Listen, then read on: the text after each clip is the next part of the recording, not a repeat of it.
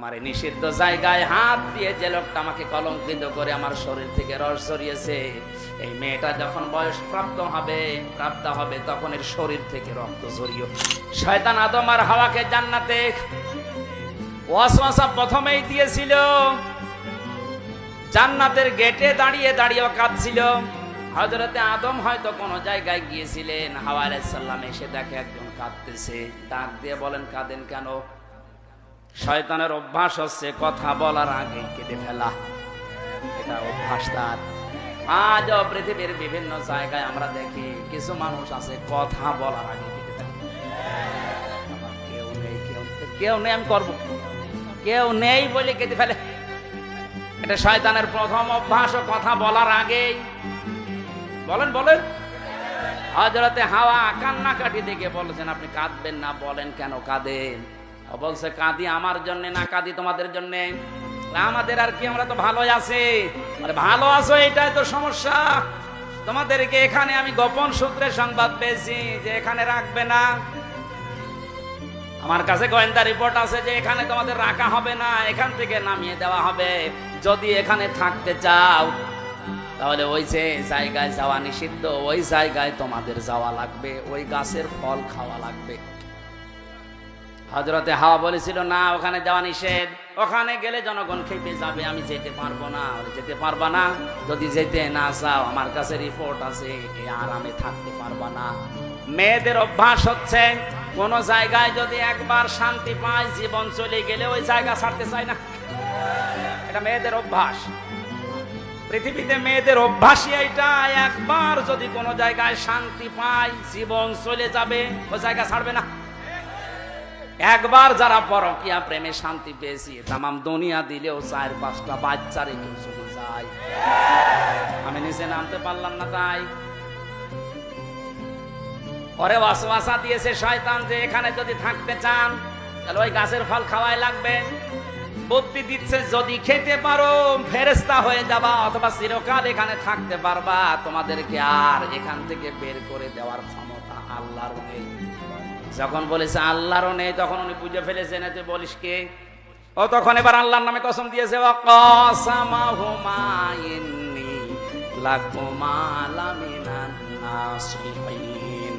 থুক্কু বলে না, এই জায়গায় আছে থুক্কু, আমার কথা ভুল হয়ে গেছে, আমি কিন্তু আল্লাহর কসম করে বলছি আমি তোমাদের হিতাকাঙ্ক্ষী। শয়তান হিতাকাঙ্ক্ষী সেজে ক্ষতি করেছিল।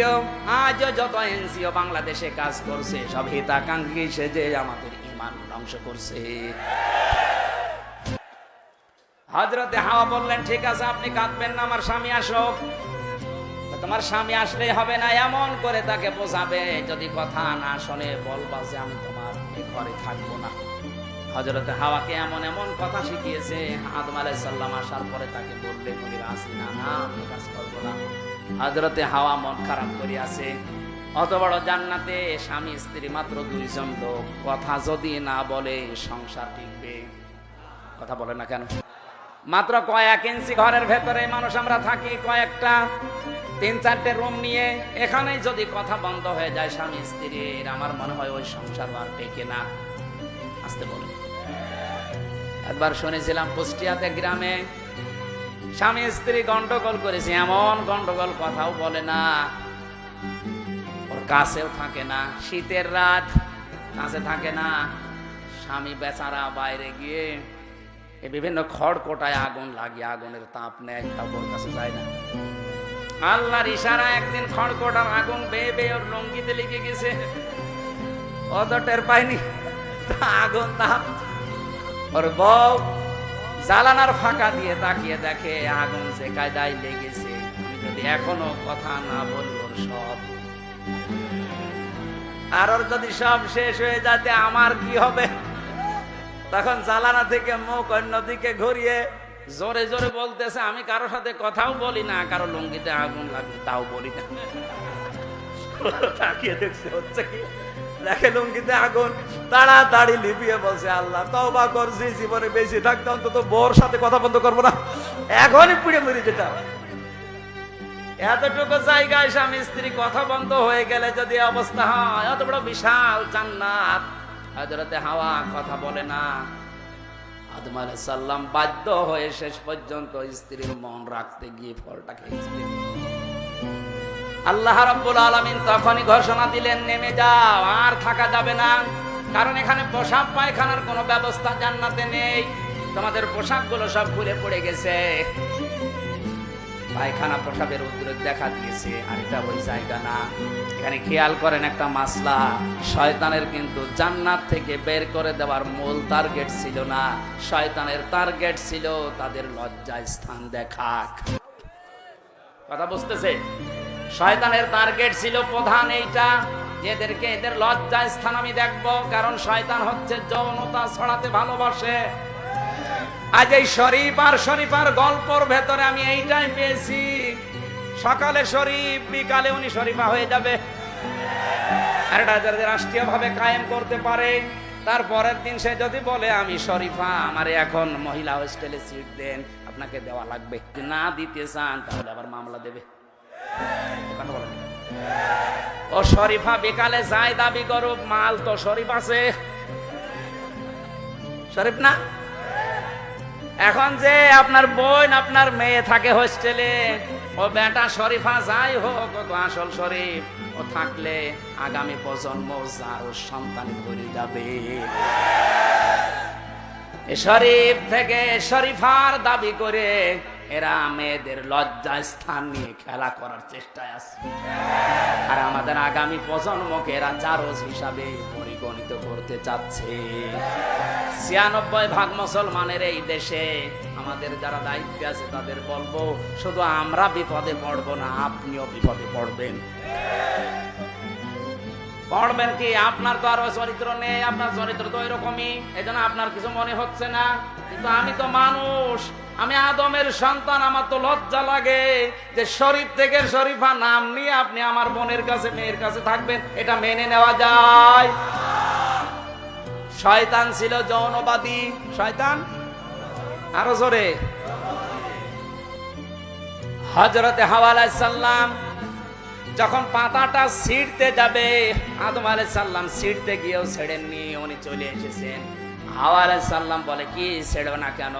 না, আমার কেমন লাগে। শয়তান যে ওদিকে ধোঁকা দিয়ে বোকা বানিয়ে রেখেছে, তাড়াতাড়ি করে দেখছে না স্বামী তো ছেড়ে না, উনি ছেড়ে ফিরেছিলেন। এই পাতা ছেড়ার পরে যে কষগুলো পড়ছিল, ওই দিন গাছ বরদুয়া দিয়েছে রব্বুল আলামিন, তোমার নিষিদ্ধ জায়গায় হাত দিয়ে যে লোকটা আমাকে কলঙ্কিত করে আমার শরীর থেকে রস ঝরিয়েছে, এই মেয়েটা যখন বয়স প্রাপ্ত হবে তখন এর শরীর থেকে রক্ত ঝরিও। এই জন্য মেয়েদের বয়স প্রাপ্ত হওয়ার পরে 3 দিন, 7 দিন, 5 দিন, 10 দিন পর্যন্ত আল্লাহ রক্ত ঝরিয়ে দেয়। এই গাছের বরদুয়া, এটা কিয়ামত পর্যন্ত মেয়েদের এই বরদুয়া থাকবে। হযরত আদম আলাইহিস সালামের পোশাক যখন সব খুলে পড়ে গেছে, জান্নাতের ওই পাতাগুলো ছিঁড়ে ছিঁড়ে লজ্জা স্থানটা অন্তত রেখেছে, আর ওই যে শয়তান দাঁড়িয়েছিল দূরে, দুইজনের উলঙ্গ অবস্থা দেখে খিলখিল করে হাসতেছিল। এই জন্য শয়তান যৌনতা দেখে আনন্দ পায়, আর মুমিন যৌনতা দেখলে লজ্জা পায়। আর সিনেমা হলগুলোর দিকে তাকান, কি সিনেমা উপহার দিচ্ছে মানুষদেরকে। নবীজি ১৫০০ বছর আগে জানিয়েছে এমন সময় আসবে বাপ আর মেয়ে বসে সিনেমা করা দেখবে, এখন সেটা চলছে। এই কথা বলেন না কেন? আল্লাহ পাক বলেন, যাও, নেমে যাও, এখানে আর থাকা যাবে না। ওনাদেরকে নামিয়ে দেওয়ার পরে আমার আল্লাহ আদম আলাইহিস সালামের মন খারাপ দেখে যে আমার কি হবে এখন, আল্লাহ বলেন কোনো চিন্তা নেই, ফাইম্মা ইয়াতিয়ান্নাকুম মিন্নি হুদা, যুগে যুগে আমার পক্ষ থেকে হেদায়েত যাবে, কোনো চিন্তা নেই, কোনো ভয় নেই। যদি এই হেদায়েত অনুসরণ করতে পারো, সেখান থেকে নামিয়ে দিলাম আবার এই জায়গায় নিয়ে আসবো। তাহলে আমাদের ওই বাবার বাড়ি যদি ফেরত যাওয়া লাগে, কাজ করা লাগবে কয়টা? এই যে কোরআনের অনুসরণ করা লাগবে, কারণ এটাই সর্বশেষ হেদায়েতের বাণী। এটাতে যা আছে এটা যদি আমরা অনুসরণ করে অনুকরণ করে জীবনটা চালাতে পারি, এই একটা কাজে আবার